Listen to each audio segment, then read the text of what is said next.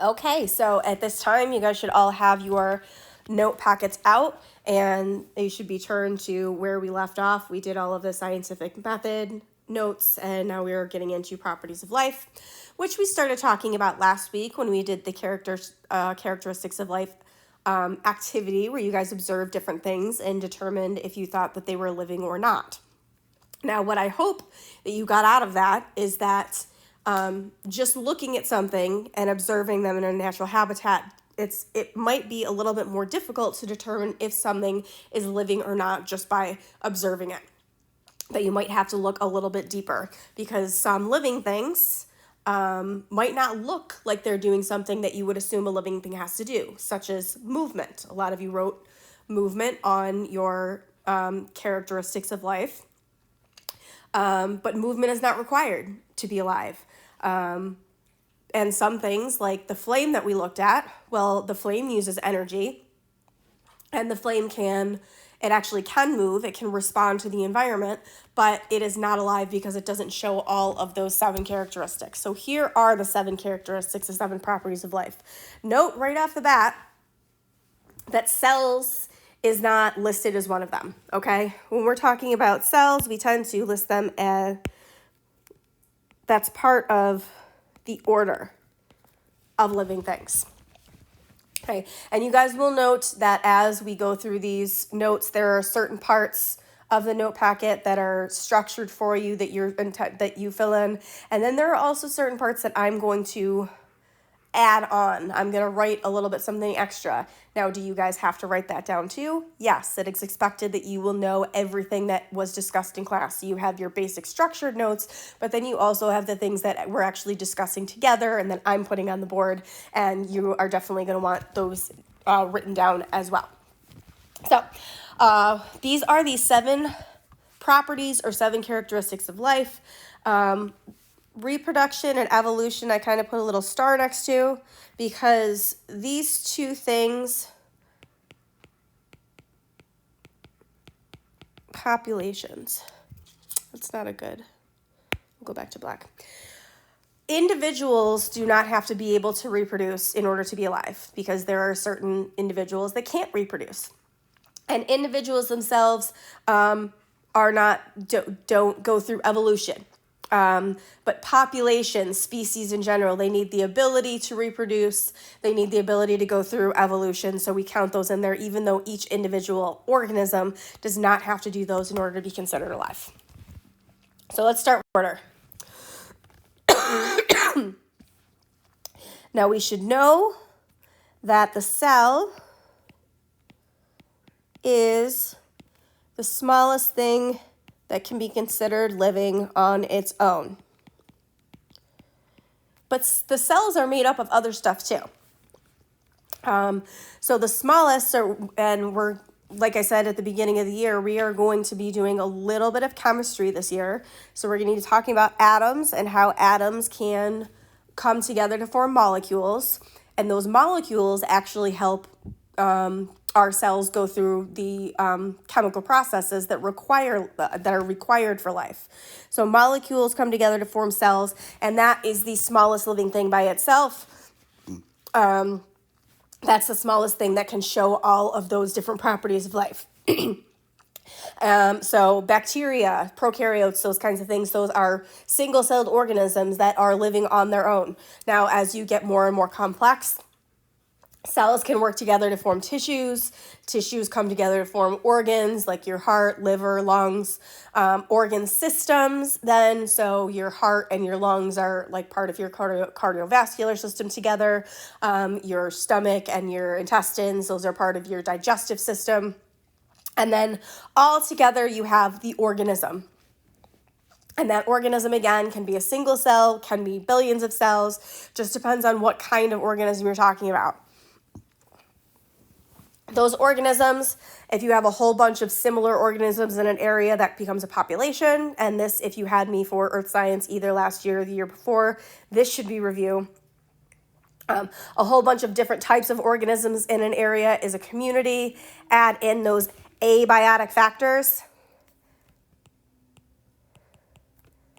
Abiotic versus biotic. Bio means living. A means not. So abiotic would be not living. So if you add in those not living factors, you get an ecosystem, and then you have your biosphere, which is the entire portion of the earth that is life sustaining. So surface of the earth down to like the deepest recesses of the ocean where certain bacteria live.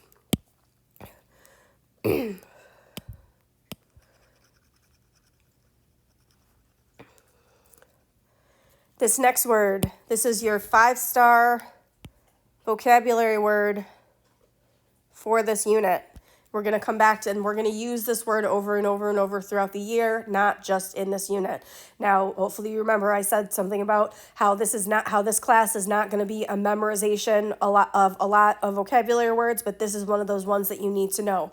Homeostasis is balancing internal conditions, or a balance of internal conditions. So, for example, as humans, we have we're supposed to have a set body temperature of 98.6 degrees. Now that could be give or take a little bit. So like, for example, my temperature typically is somewhere around 97.9, but it's right about there. And that's because the chemicals and enzymes and things in our bodies, they work best at that temperature. Okay, so that is our homeostasis. That is our regulation, 98.6. And when you're outside playing, let's say you're playing basketball, playing football or soccer or whatever it is, and it's really hot outside and you start to heat up, what do? You sweat. Water gathers on your skin, the water evaporates, it brings heat with it, it cools you down. When you're cold, you start to shiver. The involuntary movement actually increases the movement of particles, causing some heat, and therefore will heat you up. So that is a simple example of how your body will keep your temperature. Now, what happens when homeostasis is disrupted?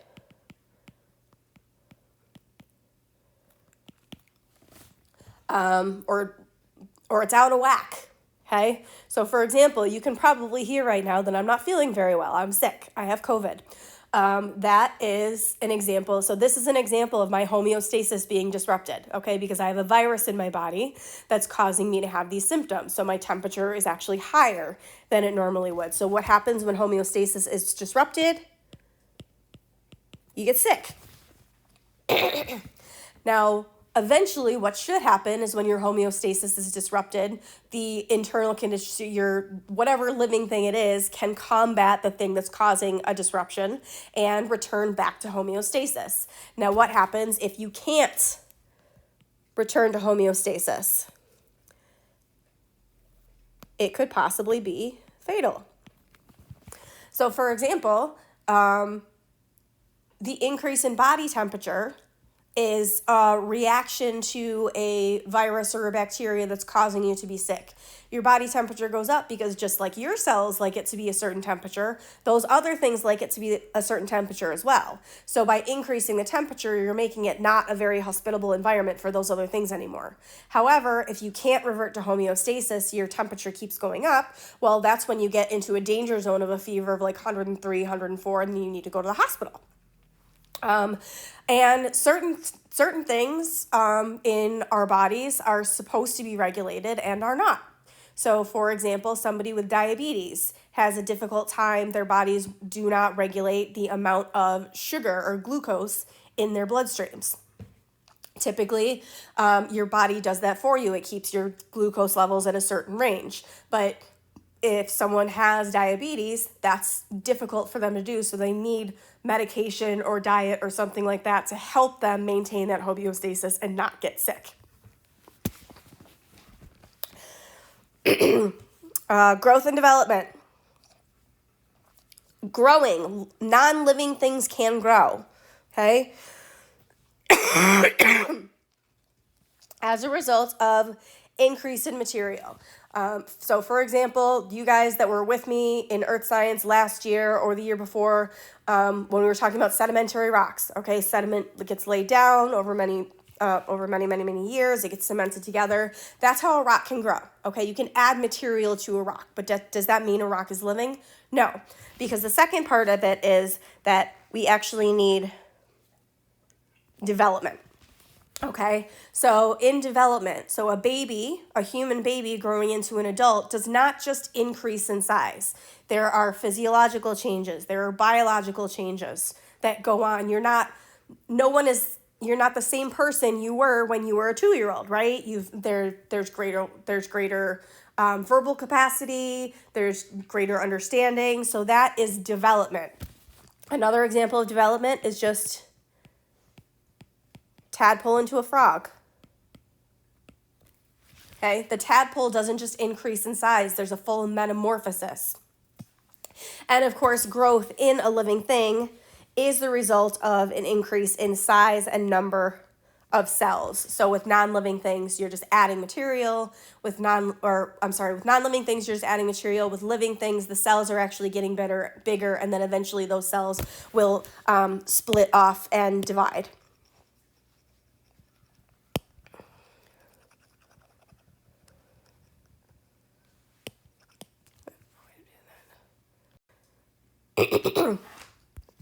I'm going to change this a little bit. 2 things that all cells have in common. I'm actually going to give you 4 things that all cells have in common. So this goes to order.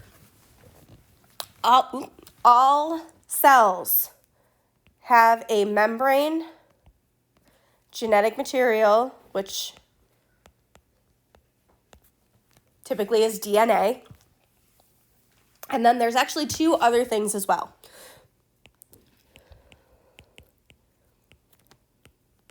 Ribosomes, which make proteins. All living things need those. If you guys remember from your 7th grade life science, ribosomes are the really, really, really tiny things that are kind of scattered all over the cell. And also have cytoplasm. So all living things, all cells, whether they're single-celled or multicellular, they all have these 4 things.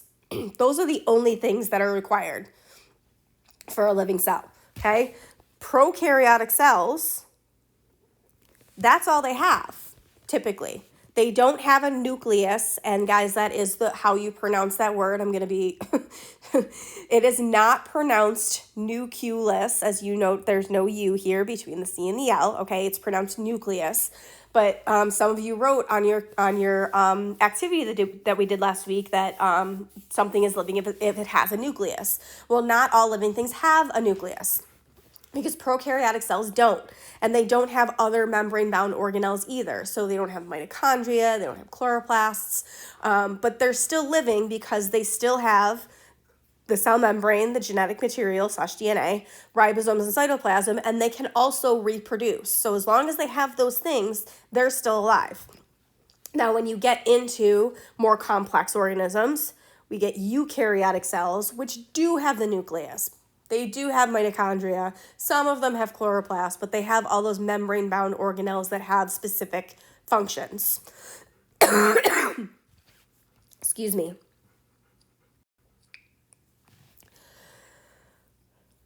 Energy utilization, cellular respiration.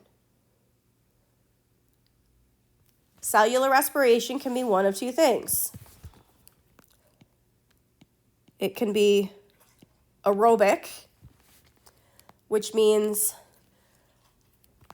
with oxygen. So if you're doing an aerobic exercise, you're doing something that's probably very high impacts, high intensity, something that's going to cause you to breathe harder, right? Well, that's because you're increasing the amount of O2 that you need because your cells are burning more energy.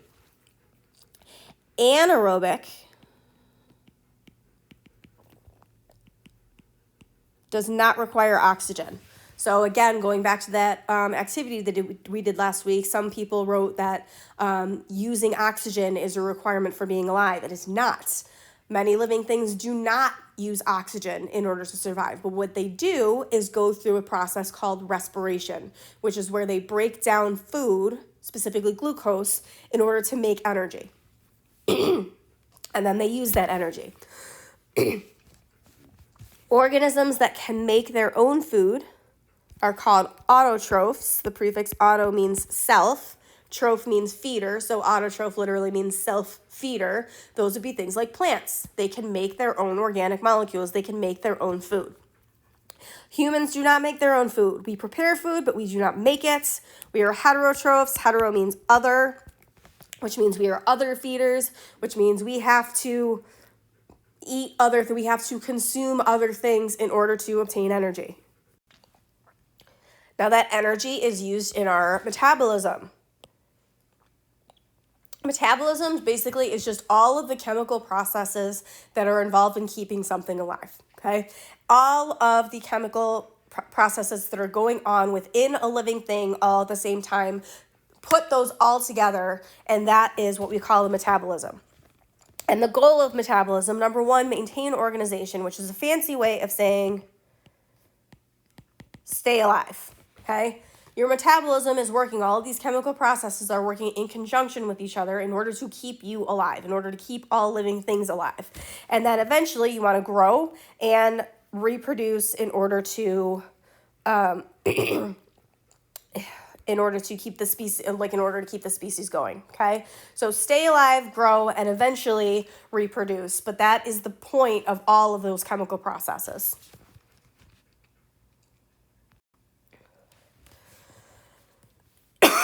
Reproduction. All living things as a species need to have the ability to reproduce, okay? And there are two types of reproduction. Remember, we're going back to that prefix A. So we have sexual reproduction, which requires two parents, and asexual reproduction, which only requires one. Both of them have their own pros and cons. Okay, so let's start with asexual reproduction, which is only one parent. Asexual reproduction is fast. It doesn't require a lot of energy. And you don't need to find a mate. On the other hand,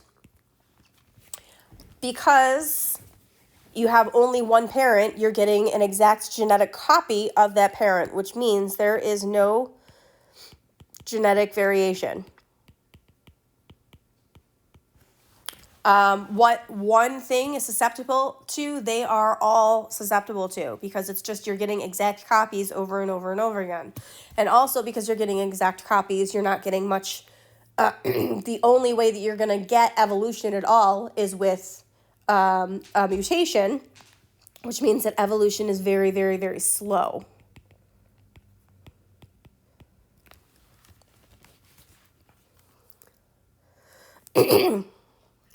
Now, sexual reproduction, the pros and cons of that are pretty much the exact opposite.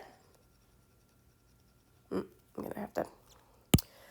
So sexual reproduction, you have variation because you have a combination of two parents, their genes coming together to form a completely new organism, and evolution is going to be faster. On the flip side, of course, it's slower. Human gestation takes about 9 months. We're going to discuss that later in the year. Elephants carry for almost 2 years. Smaller organisms like cats, maybe 6 weeks, dogs about 8 weeks. But the larger and more complex animals, the longer it's going to take for that gestation. So it's also going to take more energy. And of course, you need to find a mate. So it's not just finding a mate, it's competing for the mate. So you're going to be in competition with the other organisms in your population. Again, reproduction is not essential for an individual. A single individual does not have to reproduce in order to be considered alive. It's just as a species, reproduction has to be, the species in general has to have the ability to survive in order to ensure the survival of said species. And we have, to finish off, evolution. Descent with modification just means that there were ancestors of all living things. And over time, those ancestors broke off into branches and they changed and they split off into different groups. And our closely related relatives, we have, like the chimpanzee, like the monkey, we have relatively recent common ancestors with. So no, humans did not come from monkeys. Okay? Humans and monkeys had an ancestor somewhat recently on the evolutionary tree, and that common ancestor broke off into different branches based on the different characteristics and the different environment. So that's the important part. The environment is the driving force of evolution.